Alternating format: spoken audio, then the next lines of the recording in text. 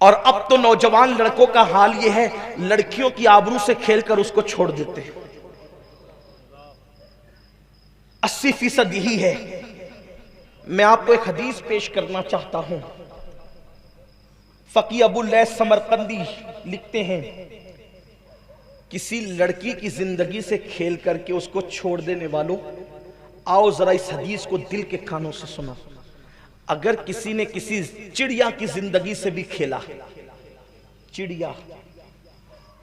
چھٹاک بھر کی بھی نہیں ہوتی، کسی نے کسی چڑیا کی زندگی سے کھیلا اور وہ چڑیا مر گئی،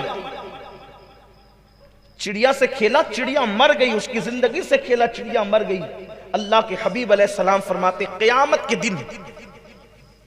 وہ چڑیا اللہ کی بارگاہ میں فریاد کرے گی، مولا آج عدل اور انصاف کا دن ہے، مجھے عدل چاہیے، انصاف چاہیے، میری زندگی سے کسی نے کھیل کر کے میری زندگی کا چراغ گل کر دیا تھا۔ اللہ کے حبیب غیب دا نبی صلی اللہ علیہ وآلہ وسلم فرماتے ہیں اس چڑیا کی ننھی سی فریاد اس دن اتنی کڑکدار بجلی کی طرح سنائی دے گی کہ جس شخص نے اس چڑیا کی زندگی سے کھیل کر اس کو موت کے گھاٹ اتار دیا تھا، وہ چڑیا کی آواز بجلی کی کڑک کی طرح اس کے کانوں پر گرے گی اور اس کے کانوں کو پھاڑ دے گی۔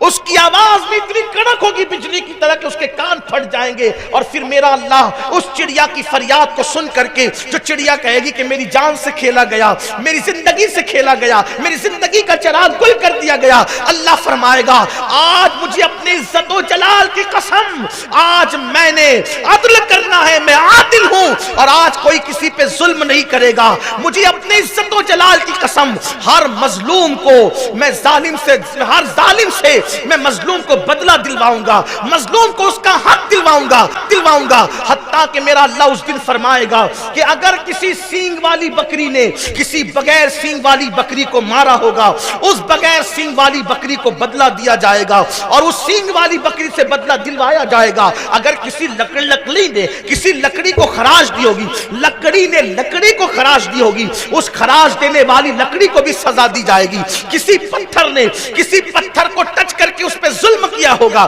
اس پتھر کو بھی سزا دی جائے گی۔ اللہ اکبر، مجھے بتاؤ جب لکڑیوں پر لکڑی نے کسی لکڑی کو خراش دیا، پتھر نے کسی پتھر کو خراش دیا، کسی سینگ والی بکری نے بن سینگ والی بکری کو مارا، جب ان کو بدلہ ملے گا تو انسانوں پہ ظلم کرنے والے، انسانوں کی زندگی سے کھیلنے والوں کو کیا ملے گا؟ اللہ فرمائے گا کہ یہ جو پہاڑ کے برابر نیکیاں لے کر کے آیا ہے، لیکن جس نے ایک چڑیا کی زندگی سے کھیلا ہے، اس کی ساری نیکیوں کو رد کر دیا جائے اور اس کو منہ کے بل گھسیٹتے ہوئے جہنم میں لے کر جایا جائے۔ میں آپ سے پوچھنا چاہتا ہوں، ایک چھٹاک بھر سے زیادہ بھی چڑیا نہیں ہوتی، اس کی زندگی سے کوئی کھیلے تو اللہ عبادت کرنے والوں کی عبادت کو ضائع کر کے اس کو جہنم کے اندر ڈال دے گا۔ تو جو عورتوں کی زندگی سے اپنی نفسانی خواہشات کے لیے کھیلتے ہیں، اپنی شیطانی خواہشات کے لیے کھیلتے ہیں، اپنے جسم کی تسکین کے لیے لڑکیوں کی زندگی سے کھیلتے ہیں، کبھی ان کو زیور کا لالچ دے کر،